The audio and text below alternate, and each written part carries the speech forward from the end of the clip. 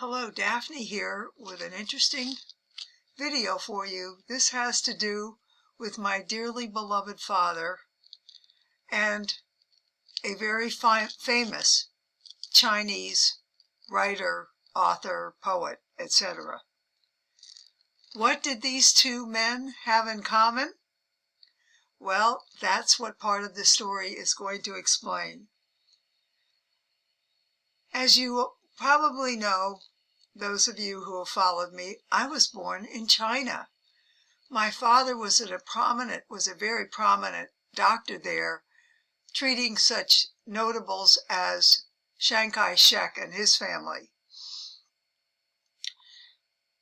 My dearly beloved and long departed father was known for his extensive medical knowledge, as well as his caring and very gentle bedside manner.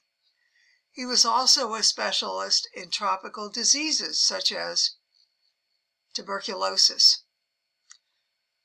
What was the connection between my father and this famous Chinese writer?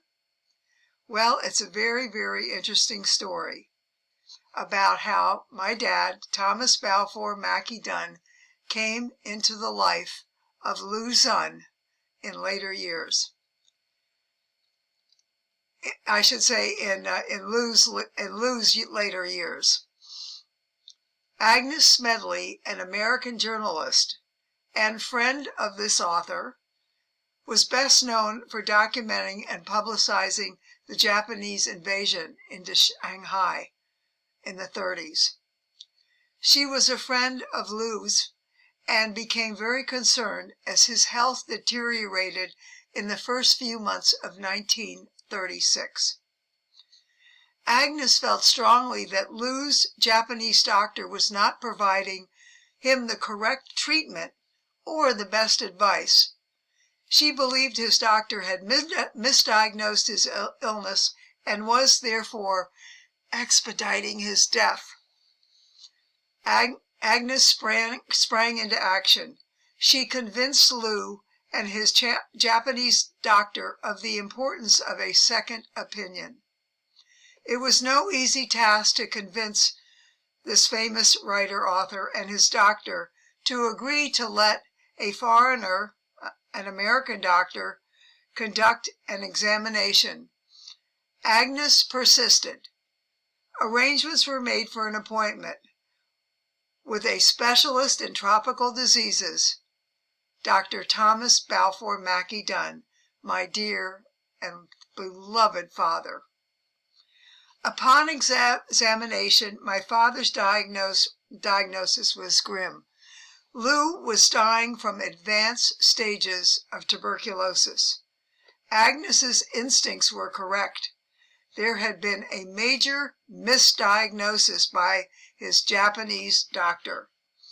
Unfortunately, Lu would not be long for this world because his tuberculosis had advanced greatly and his lungs were in terrible shape.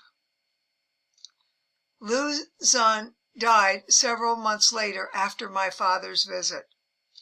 That was October of 1936.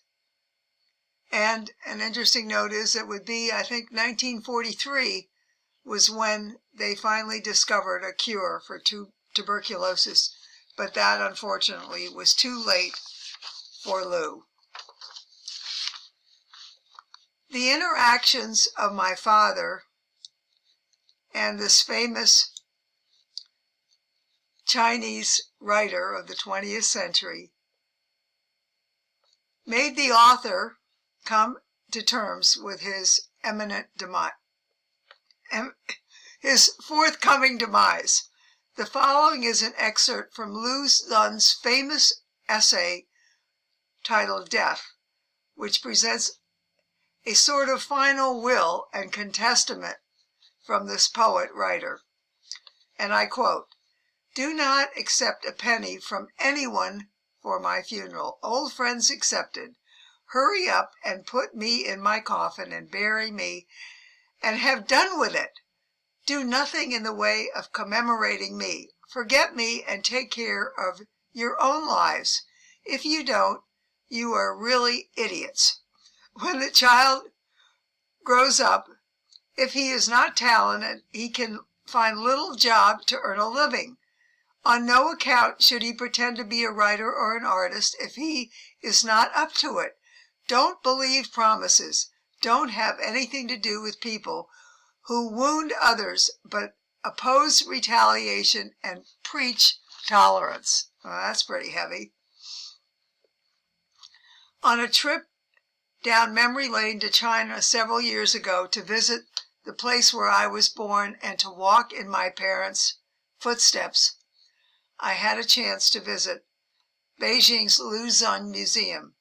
The museum is located in the poet-writer's former residence. It is a museum dedicated to Lu Xun's life achievements and features large quantities of scripts, photos, pictures related to this very famous author. This was interesting, if not bizarre. At the museum, I actually saw the x-rays on display my father took of Lu's lungs, showing the advanced stages of tuberculosis. The picture here I'm about to show you, that is me at Lu's museum in Beijing in front of a statue of him, dedicated, of course, to his memory. When I think about this remarkable story and the connection made between my father, the doctor, and Lu Xun, the patient, the writer, one of the most famous writers in the 20th century, in 20th century China, it makes me long for my father and a conversation with him about that famous meeting.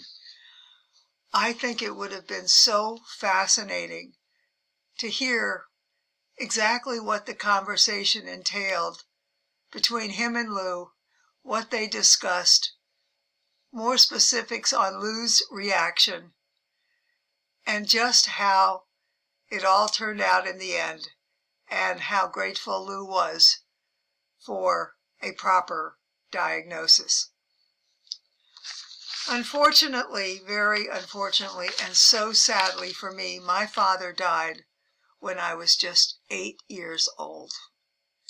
It was just a tragic loss. I cannot tell you what it felt like the day my mother called at about this time many years ago, when she and my father were on their way to the Rose Bowl in Pasadena, California, to watch my father's alma mater, University of California at Berkeley, play Northwestern in the Rose Bowl.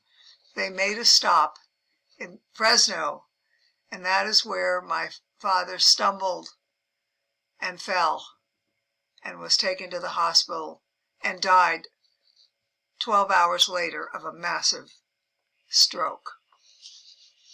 Unfortunately, after my father's death, my mother's sadness was profound. She was absolutely devastated by the loss of this man that she had loved so much ever since she was a little girl, when they first met at her father's house in Vladivostok, Siberia.